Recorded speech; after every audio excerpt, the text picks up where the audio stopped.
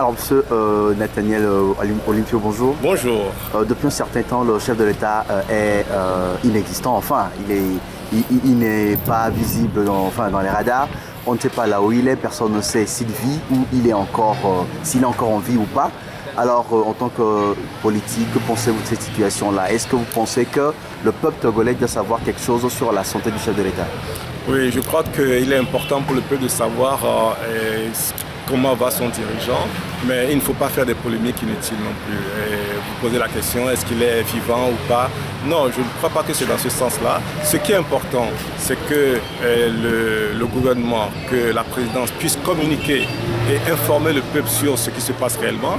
Quand on n'a pas d'informations, on rentre dans les supputations, on rentre dans les rumeurs, et ça n'est bon ni pour la présidence, ni pour le peuple togolais.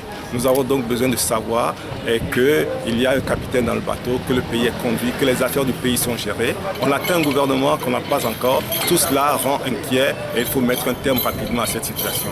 Alors, ne pensez-vous pas que cette situation soit inquiétante?